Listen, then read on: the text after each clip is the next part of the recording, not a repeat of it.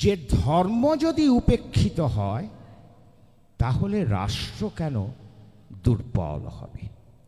অর্থাৎ ধর্মের সঙ্গে রাষ্ট্রের সম্পর্ক কি, এটাই প্রথম আমাদের নির্ধারণ করতে হবে। মুশকিল হলো যে আমাদের এই ভারতবর্ষের সংবিধান 1976 সালের 42nd যে কনস্টিটিউশন অ্যামেন্ডমেন্ট করেছে তাতে একটা কথা যোগ করেছে ধর্মনিরপেক্ষ, সেকিউলার। রাষ্ট্র সে ধর্মনিরপেক্ষ, গণতান্ত্রিক, প্রজাতন্ত্র, এইভাবে ভারতবর্ষকে চিত্রিত করা হয়েছে, তার চরিত্রকে নির্ধারণ করা হয়েছে। তাহলে ভারত রাষ্ট্র যদি ধর্মনিরপেক্ষই হয়, অর্থাৎ ধর্ম নিয়ে তার কোনো, সে ধর্মের সাথেও নেই পাঁচেও নেই, তাহলে আর ধর্মের সঙ্গে তার সম্পর্ক কি? সুতরাং ধর্ম উপেক্ষিত হলে সে যে দুর্বল হবে সে কথা বলার কোনো স্থান নেই, কোনো জায়গা নেই। কিন্তু সত্যি কি তাই? আসলে ধর্মনিরপেক্ষ বলতে অত্যন্ত স্পষ্টভাবেই সংবিধান প্রণেতারা যেটা বোঝাতে চেয়েছেন সেটা হলো সম্প্রদায় নিরপেক্ষ। সম্প্রদায় মানে হচ্ছে ধর্মমত। ওই যে আমরা বলি হিন্দু ধর্ম, মুসলমান ধর্ম, বৌদ্ধ ধর্ম ইত্যাদি। কিন্তু এগুলি কি ধর্ম? শ্রী শ্রী ঠাকুর আজকে সত্যানুসরণ থেকে পাঠে আমরা পরিষ্কার জানতে পেরেছি, শুনেছি যে এগুলি আমার মতে ভুল, এগুলো ধর্ম নয়। ধর্ম চিরকাল এক, এগুলি হচ্ছে মত, এবং মত বহু হতে পারে। যত মানুষ তত মত হতে পারে, কিন্তু তাই বলে ধর্ম কিন্তু বহু নয়। কাজেই এটা একটা শব্দের একটা চরম অপপ্রয়োগ আমরা কিন্তু সংবিধানে করে রেখেছি। অপপ্রয়োগ নয়, ধর্মনিরপেক্ষ, সম্প্রদায় নিরপেক্ষ বলতে গিয়ে আমরা বলে ফেললাম ধর্ম নিরপেক্ষ। ধর্ম তাহলে কি? এই ধর্ম নিয়ে অনেক রকমের তথ্য, তত্ত্ব, তাৎপর্য এবং অর্থ প্রচলিত আছে। বঙ্কিমচন্দ্র ধর্ম জিজ্ঞাসা বলে একটি খুব বিখ্যাত প্রবন্ধ আছে। সেখানে তিনি ধর্মের 6টি ব্যবহার আমাদের দেখিয়েছেন, এবং 6টি ব্যবহার 6টি প্রসঙ্গে, এবং তাদের প্রত্যেকটি প্রসঙ্গে যে ধর্মের অর্থ এবং তাৎপর্য তা ভিন্ন। যেমন ইংরেজদের একটা সুবিধে আছে, ওরা একটা শব্দ আছে রিলিজিয়ান, ওই রিলিজিয়ান দিয়ে তারা আমরা যাকে ধর্ম বলি, আমরা যাকে আধ্যাত্মিকতা বলি, সব কিছুকে বোঝায়। কিন্তু আমাদের ক্ষেত্রে কিন্তু আমাদের যে যে যে যে কৃষ্টি, যে ঐতিহ্য, যে আর্য কৃষ্টি, তাতে কিন্তু এগুলির আলাদা আলাদা কনোটেশন আছে, আলাদা আলাদা অর্থ এবং তাৎপর্য আছে। তো সেই যাই হোক, এই রিলিজিয়ান অর্থেও আমরা ধর্ম ব্যবহার করি, এবং তখনই আমরা ওই হিন্দু ধর্ম, বৌদ্ধ ধর্ম, অর্থাৎ এখানে রিলিজিয়ান হচ্ছে ধর্মমত, অর্থাৎ সম্প্রদায়। এই সম্প্রদায় সম্পর্কে নিরপেক্ষ থাকার কথা আমাদের সংবিধান বলেছে। ধর্ম সম্পর্কে নিরপেক্ষতার কোনো অর্থই হয় না, সেটা আমি পরে আসছি। তারপরে যেমন ভার্চু, একটা গুণ, আমরা যেমন পরোপকার, এটা হচ্ছে একটা ধর্ম। মানে কি? এটা একটা ভার্চু। আর তার উল্টোটা হচ্ছে ভাইস, পাপ, পুণ্য। এই অর্থে আমরা ধর্ম কথাটা, ধার্মিক এবং অধার্মিক, এই কথাটা ব্যবহার করি। তেমনি আরও এরকম 6টা বলেছেন, আমি সবগুলোর মধ্যে যাচ্ছি না। কিন্তু কথা হচ্ছে এই যে 6টা ব্যবহার বঙ্কিমচন্দ্র লিস্ট করলেন, তার প্রত্যেকটার মধ্যেই ধর্ম কথাটা আছে, ব্যবহৃত হয়েছে, কিন্তু ভিন্ন ভিন্ন অর্থে। কিন্তু এই সবগুলো অর্থের মধ্য থেকে বেসিক, ফান্ডামেন্টাল, কমন অর্থ একটা কি, সেটা কি বের করা যায়, যেটা সবগুলো ক্ষেত্রেই সত্য। সেইটাই আমরা পাই এই ভারতীয় সংস্কৃত ভাষায়। এটার সুবিধে আছে যে ব্যুৎপত্তি দিয়ে, শব্দ গঠন তত্ত্ব থেকে আমরা তার একটা ইঙ্গিত পাই। ধর্ম কথাটা এসেছে ধৃ ধাতুর উত্তর কর্তরি মানে কর্তৃকারকে মন প্রত্যয় যোগ করে। ধারয়তি ইতি ধর্ম, ধারণ করে যা। ওই ধর্ম সম্পর্কে আজকে সত্যানুসরণ বাণীতে আমরা শুনলাম, যার উপর যা কিছু সব দাঁড়িয়ে আছে তাই ধর্ম। মানে প্লেট, যে প্লেটের ওপর সব কিছু আছে, আমি আছি, আপনি আছেন, এরকম সব কিছু, সমগ্র বিশ্ব এই যে আছে যার উপরে, সেই হচ্ছে, তাই হচ্ছে ধর্ম। এটাই হচ্ছে অস্তিত্বের ধর্ম বা সত্তা ধর্ম। শ্রী ঠাকুর যখন ধর্ম কথাটা বলেন, তখন এই ফান্ডামেন্টাল অর্থে, তাৎপর্যেই কিন্তু বলেন। সত্তা ধর্ম বোঝাতে ধর্ম কথাটা তিনি বলেন। তাহলে রাষ্ট্র, তার অস্তিত্ব রাষ্ট্র ধর্মের ওপর নির্ভর করে। রাষ্ট্র কিভাবে চলবে, তার কি করণীয়, তার কি উদ্দেশ্য হওয়া উচিত, এই যে সব নিয়ে যে রাষ্ট্রের ধর্ম, সেই ধর্ম পালন করলে তবেই রাষ্ট্র টেকে, রাষ্ট্রের অস্তিত্ব টেকে। না করলে রাষ্ট্র দুর্বল হয়ে যায়। কাজেই এই অস্তিত্ব ধর্ম বা সত্তা ধর্ম, এই অর্থে রাষ্ট্র কিন্তু ধর্ম নিরপেক্ষ হতে পারে না। এইটুকু বলার পরে আমরা এর পরে একটা জিনিস একটু দেখি, সেটা হচ্ছে সম্প্রদায় নিরপেক্ষ হতে গিয়ে আমাদের রাষ্ট্র কতখানি দুর্বল হচ্ছে সেটাও একটু দেখা দরকার। প্রতিটি সম্প্রদায়ের প্রতিটি এক একটা বৈশিষ্ট্য আছে, সেই বৈশিষ্ট্যকে রক্ষা করলে তবেই সেই সম্প্রদায় এবং তার অন্তর্ভুক্ত যে মানুষ, তাদের অস্তিত্ব বজায় থাকে। আমি যদি ওই বৈশিষ্ট্য সম্পর্কে নিরপেক্ষ থাকি, তাহলে তো তাদের অস্তিত্ব বজায় থাকে না। এই জন্য শ্রী ঠাকুর সম্প্রদায় নিরপেক্ষ রাষ্ট্রের কথা বলতে গিয়ে আমাদের বলেছেন যে আমি বুঝি ধর্মনিরপেক্ষ রাষ্ট্র হতে পারে না। ধর্মকে আশ্রয় করে প্রতিটি সম্প্রদায়ের প্রতিটি মানুষের বৈশিষ্ট্যানুগ জীবন বৃদ্ধিতে তৎপর রাষ্ট্র, এই হচ্ছে ধর্মনিরপেক্ষ বা সম্প্রদায় নিরপেক্ষ রাষ্ট্রের প্রকৃত তাৎপর্য। এটা না হলেই কিন্তু রাষ্ট্র দুর্বল হবে। শ্রী ঠাকুর এই প্রতিটি সম্প্রদায়কে যেন এক একটা বৃন্তে এক একটা ফুল, তার বৃন্তে সেই পুষ্পটা যাতে উদ্গত হয়, পুষ্পটা ফুটে ওঠে, সেটার জন্য চেষ্টা করে গিয়েছেন। যে মুসলমান তার মুসলমান কৃষ্টি অনুসারে, যে হিন্দু তার হিন্দু কৃষ্টি অনুসারে।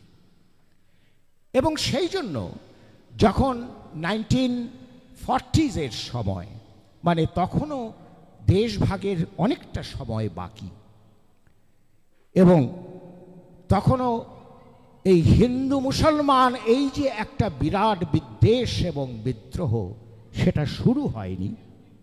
তখন থেকে তিনি বলে আসছেন যে হিন্দু মুসলমানের হবে, মুসলমান হিন্দুর হবে, তেমনি পশ্চিমবঙ্গ বিহারের হবে, বিহার পশ্চিমবঙ্গের হবে।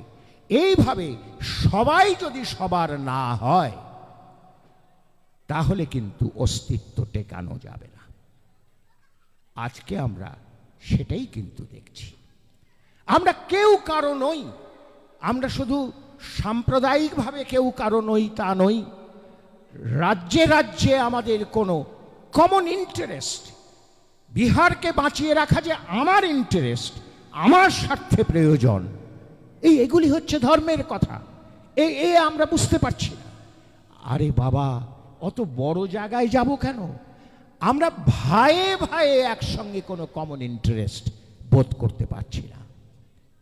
আমার ভাইকে সুন্দর করা, ভালো করা, সে যাতে সুখে ভালো থাকে, সমৃদ্ধ হয়, সেটা যে আমার ইন্টারেস্ট, আমার অস্তিত্বের ইন্টারেস্ট, সেটাই আমরা বুঝতে পারছি না। এই যে ধর্ম, অস্তিত্বের ধর্ম, এগুলো যখন উপেক্ষিত হয় বা এগুলি যখন আমরা অমান্য হয়, আমরা মানি না, তখন রাষ্ট্র, তখন আমাদের পরিবার, পরিজন, সমাজ, রাষ্ট্র, সমস্ত কিছু তখন কিন্তু দুর্বল হতে বাধ্য। এইভাবে ধর্মের সঙ্গে আমাদের অস্তিত্ব এবং অস্তিত্বের সঙ্গে রাষ্ট্র যুক্ত হয়ে রয়েছে।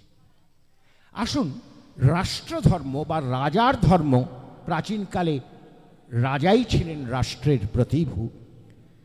এই রাষ্ট্রধর্ম সম্পর্কে ভারতের যে চিন্তা ভাবনা, সেটা কিন্তু অত্যন্ত গভীর এবং সুদূর প্রসারী।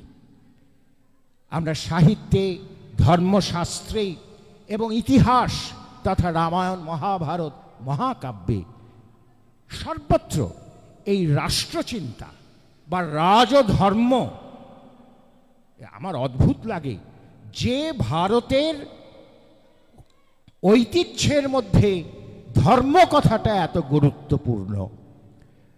রাজনীতি মানে ধর্মনীতি বলা হচ্ছে, রাজনীতি হলো পলিটিক্স, পলিটিক্স মানে পূর্তনীতি। প্রি ধাতু থেকে পলিটিক্স কথাটাও এসেছে, পূর্ত কথাটাও এসেছে, অর্থাৎ পূরণ, ফুলফিল করা, মানুষের জীবন বর্ধনকে পালন পোষণ পূরণ করা, এই হচ্ছে পলিটিক্স। যেটা রাজনীতির যে বাণীটি আমরা চলার সাথী থেকে পেলাম, যে মানুষকে তার ব্যক্তিগতভাবে এবং সমষ্টিগতভাবে সর্বদিক থেকে, স্বাস্থ্যে, শিক্ষায়, সব দিক থেকে উন্নত করে, সমৃদ্ধ করে তোলা, এটাই হলো রাজনীতি। এই হচ্ছে পুরাণ নীতি। এই পুরাণ নীতি হচ্ছে ধর্মনীতি। সেই জন্য রাজার কর্তব্যকে আমাদের কৃষ্টি বলছে রাজধর্ম। সেই ভারতবর্ষ কি করে ধর্ম নিরপেক্ষতার একটা অদ্ভুত অর্থহীন কথা ঢুকিয়ে দিল আমাদের সংবিধানে। এখানেই তো আমরা দুর্বল করে দিলাম আমাদের রাষ্ট্রকে। ধর্মনিরপেক্ষ যেই হলাম, তৎক্ষণাৎ তো আমাদের বাঁচা বাড়া নিরপেক্ষ হতে হবে, কারণ ধর্ম মানেই বাঁচা বাড়া। আমার অস্তিত্ব নিরপেক্ষ হতে হবে। তাহলে আমার রাষ্ট্র কি আমার অস্তিত্ব নিরপেক্ষ? মাঝে মাঝে মনে হয় হ্যাঁ, তাই ওই যে বলেছেন, ইষ্ট নাই নেতা যেই, জমের দালাল কিন্তু সেই। ওই ইষ্ট নাই বা ধর্ম নাই, রাজ্য বা রাষ্ট্র যেই, জমের দালাল কিন্তু সেই। জমের দালাল হয়েও তারা আসছে রাষ্ট্র অনেক সময়। আমি সবার কথা বলছি না, এই কথাগুলো বলতে গেলে ওই জন্য বলছিলাম যে ভয় লাগে। আপনারা কেউ আহত হবেন না, ঠাকুরের দিকে তাকিয়ে ঠাকুর কি বলতে চান সেটা খুঁজে নেওয়ার চেষ্টা করুন। আমার বলার মধ্যে ভুলও থাকতে পারে, আমি কারো বিরুদ্ধে বলছি না, কারণ শ্রী ঠাকুরের বার্তাবহ ঋত্বিক রূপে আমার বিরুদ্ধে কেউ নেই, কারো বিরুদ্ধে আমি নই, সত্তা সহযোগী আমি, সেই জন্যই কথাগুলো বলছি। তো যাই হোক, তো ওই যে ধর্মনিরপেক্ষ যেই বললাম, তখনই তো কাম সেরে দিলাম। ঠিক একই রকমভাবে সম্প্রদায় নিরপেক্ষ হতে গিয়ে দেখুন, আজকে আমরা সম্প্রদায় নিরপেক্ষতার জয় ঢাক বাজাচ্ছি, কিন্তু সাম্প্রদায়িক অসুখ থেকে, সাম্প্রদায়িক আঘাত থেকে আমরা কি বাঁচতে পারছি? তার কারণ সম্প্রদায় সম্পর্কে আমাদের যে প্রকৃত ধারণা সেটা নেই, সেটাই এই বর্তমান যুগ পুরুষোত্তমের কাছ থেকে আমরা পেয়েছি। তিনি বললেন, বুদ্ধ ঈশায় বিভেদ করিস, শ্রী চৈতন্য রসুল কৃষ্ণে জীবদ্ধারে আবির্ভূত হন, একই ওরা, তাও জানিস নে।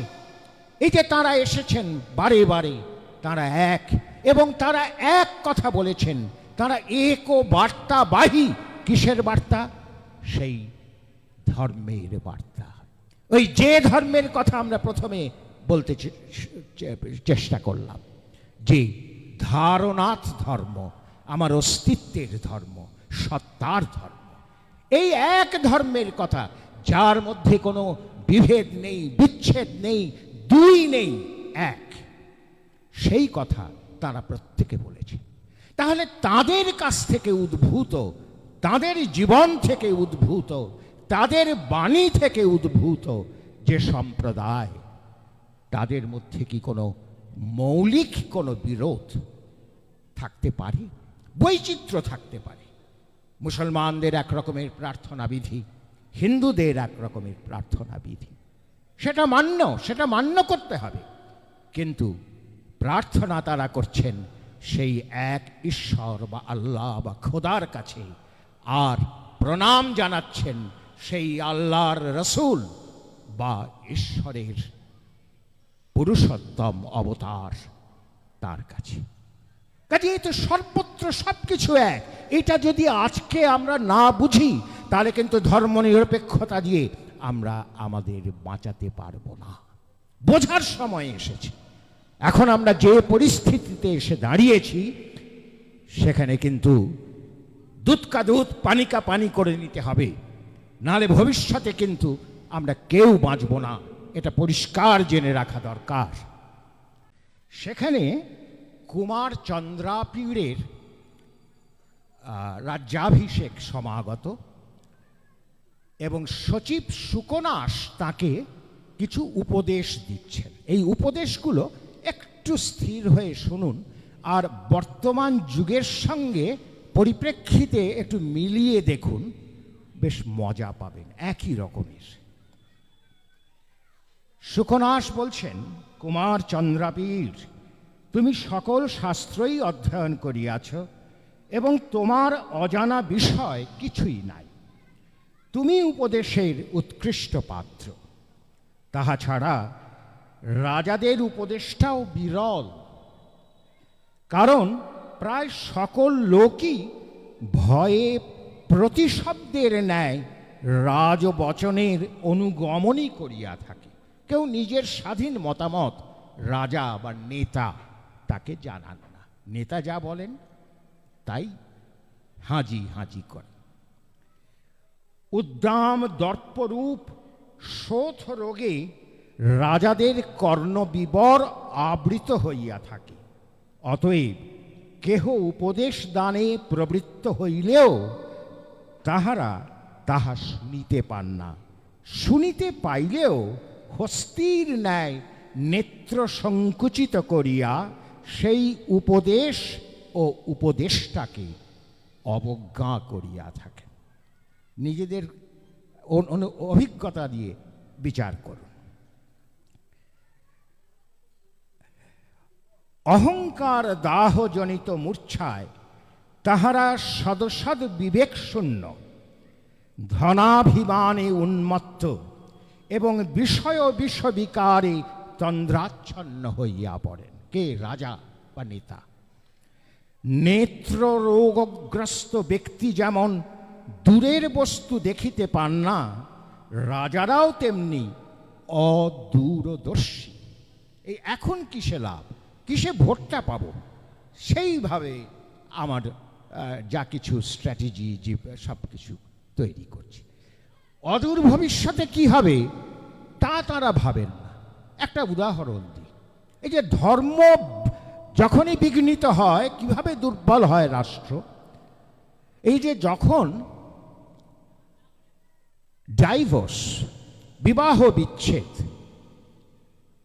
এটা তো একটা ভালো উদ্দেশ্য নিয়েই আমাদের ল মেকাররা তারা এটা করেছিলেন, এটা আইন সিদ্ধ করেছিলেন। কিন্তু এই যে ডাইভোর্স, সেটা হচ্ছে সম্পূর্ণ ধর্মবিরুদ্ধ, মানে অস্তিত্ব বিরুদ্ধ। সেই জন্য যীশুখ্রিস্টই বলুন, হযরত রসুলই বলুন, আর আমাদের ভারতবর্ষের যারা পুরুষোত্তমগণ, প্রত্যেক পুরুষোত্তমের বিরোধিতা করেছে। কিন্তু ল মেকাররা তাঁরা ভাবলেন যে এর দ্বারা আমরা নারীকে অত্যাচারের হাত থেকে রক্ষা করতে পারব। সাধু উদ্যোগ, সাধু উদ্দেশ্য। কিন্তু আজকে আপনারা দেখুন, এই ডিভোর্স, যেটা হয়তো ল মেকাররাও ভেবেছিলেন যে খুব কম সংখ্যক হবে, একেবারে যখন আর বনিবনা হচ্ছে না তারা ডিভোর্স করবে, কিন্তু এখন কথায় কথায় ডিভোর্স। আমি দেখেছি কয়েক সপ্তাহের মধ্যে ডিভোর্স হয়ে গেছে বিয়ের পর। এই যে আজকে সমাজে ঘরে ঘরে যে অস্থিরতা, এটা কিন্তু দেখতে পাননি খুব সম্ভবত ল মেকাররা। তাদের যদি আজকে আমি চ্যালেঞ্জ করি যে আপনারা এটা করলেন কেন, আজকে তো এই অবস্থা, তারা আমার মনে হয় বলবেন, ভাই আমি এটা বুঝতে পারিনি, এর চেয়ে এই মিসইউজ হবে এ আমি বুঝতে পারি। এরকম আরো বহু আছে। তো এই জন্য ওই সুকনাস বলছেন উপদেশ, যে তেমনি অদূরদর্শী প্রেত পটহের ন্যায় রাজাদের নাম শ্রবণ মাত্রেই উদ্বেগজনক। অনেক সময় আমাদের হচ্ছে তো, নেতাদের নাম শুনলেই আমাদের উদ্বেগ। ব্রহ্মহত্যাদি মহাপাতক অনুষ্ঠানের উদ্যমের ন্যায় রাজাদের চিন্তাও চিত্তের অশান্তিকর। রাজারা দিনে দিনে পাপে পূর্ণ হইয়াই যেন স্ফীত কলেবর হইতে থাকেন। তাহারা অলীক মাহাত্ম্যের অহংকারে বিভ্রান্ত হইয়া দেবগণকে প্রণাম করেন না, ব্রাহ্মণগণের পূজা করেন না, মাননীয়ের সম্মান করেন না, পণ্ডিতগণকে উপহাস করেন, বৃদ্ধগণের উপদেশকে অসার মনে করেন, যে হিত কথা বলে তাহার প্রতি কুপিত হন। এইভাবে বলতে বলতে শেষে বলছেন, অতএব কুমার চন্দ্রাবীর, এইরূপ অতি জটিল ভয়ঙ্কর রাজ্য শাসন ব্যাপারে তুমি এমন আচরণে যত্নপর হইবে, যাহাতে লোকে উপহাস না করে, সাধুগণ নিন্দা না করেন, গুরুজনেরা ধিক্কার না দেন, শহীদগণ তিরস্কার না করেন এবং পণ্ডিতগণ শোক না করেন। আমরা তো এই রকমের নেতা চাই। এই হচ্ছে ধর্ম, রাজধর্ম। এই ধর্ম দুর্বল হলে যে রাজত্ব আমরা পাব, যে রাষ্ট্রকে আমরা পাব, যে নেতাদের আমরা পাব, তা কিন্তু আমার পক্ষে খুব একটা লাভজনক হবে না। একটু রামায়ণের কথা বলি। অরাজকতা মানে কি? মাৎসন্যায়, মানে যখন রাজা নেই, অথবা রাজা থাকতেও রাজধর্ম পালিত হচ্ছে না, এই তো অরাজকতা। এই অরাজকতার বর্ণনা ঋষিরা, মানে দশরথের মৃত্যুর পর একটা শূন্যতা তৈরি হয়েছে অযোধ্যায়, তখন এই মৌদ্গল্য, তারপরে চর্ব ইত্যাদি যে ঋষিরা, তারা এটার বর্ণনা করছেন যে এই অরাজকতা রাখতে দেওয়া যাবে না, খুব তাড়াতাড়ি একজন রাজা নির্বাচন করতে হবে। সেখানে তারা বলছেন, না রাজকে জনপদে বীজমুষ্টি প্রকীর্ষতে, না রাজকে পিতুঃ পুত্র ভার্যা বা বর্ততে বসে। আমি বাংলায় বলি, ইংরেজি সংস্কৃত দরকার নেই। অরাজক জনপদে শস্য উৎপন্ন হইতে পারে না, পুত্র পিতার বা পত্নী ভর্তার বশে থাকে না, অর্থাগমের পথ রুদ্ধ হয়ে যায়, মানে বেকারি, আনএমপ্লয়মেন্ট হচ্ছে আমাদের। তো অর্থাগমের পথ রুদ্ধ হইয়া যায়, ভার্যা সংগ্রহ অসম্ভব হইয়া পড়ে। আমরা আজকে এটাতে বোধ করি যে যে জটক, যে ছেলের সঙ্গে যে মেয়ের একটা যে সঙ্গতিপূর্ণ বিবাহ, সেটা দিতে আমাদের মাথার ঘাম পায়ে ফেলতে হয় আমাদের ছেলে মেয়েদের জন্য সেই সম্পর্ক বিচার করতে। এই বলছেন সেই জন্য যে ভার্যা সংগ্রহ অসম্ভব হইয়া পড়ে। এইরূপ এবং আরও অনেক অনর্থ সংঘটিত হয় এবং সত্য অন্তর্ধান করে। সত্য মানেই হচ্ছে অস্তিত্ব, অস্তিত্ব অন্তর্ধান করে। কারণ যেখানে রাজধর্ম পালিত হয় না, সে রাজা না থাকার জন্যই হোক অথবা থেকেও পালন না করার জন্য হোক, সেখানে কিন্তু সত্য বা অস্তিত্ব সেটা থাকতে পারে না। মনুর কথা একটু বলি। মনুবাদী মানে বললেই অনেকে আজকালকার যারা প্রাগ্রসর, বুদ্ধিমান এবং বিচক্ষণ, যুক্তিনিষ্ঠ মানুষ, উদারপন্থী মানুষ, তারা একটু কটমট করে আমার দিকে তাকাবেন আমি জানি। কিন্তু আমি বলতে চাই যে ধর্মশাস্ত্র, সে মন্নাদি যে ধর্ম, মনু এবং আরও অনেকের ধর্মশাস্ত্র আছে, সেই ধর্মশাস্ত্র পাঠ করে তার প্রকৃত তাৎপর্য উপলব্ধি করার মতো মেধা আমরা কিন্তু হারিয়ে ফেলেছি। কাজেই শুধু শুধু বকাবকি করে কোনো লাভ নেই। মনু বলছেন যে রাজা নাম অসৃজত প্রভু, রাজাকে সৃষ্টি করেছেন প্রভু। প্রভু মানে পরমেশ্বর। শুনলেই আমরা এটা মনে হয় যে কি অবাস্তব কথা। পরমেশ্বর তিনি রাজাকে সৃষ্টি করেছেন, বা আজকের দিনে তিনি নেতাকে সৃষ্টি করেছেন। এটার তাৎপর্যটা অনুধাবন করুন। এর প্রথম তাৎপর্য হচ্ছে যে রাজারও রাজা আছে, সেই রাজা হলেন ঈশ্বর। কাজে যিনি রাজা, এই ধরিত্রীর রাজা, তিনি কিন্তু ঈশ্বরের কাছে উত্তরদায়ী।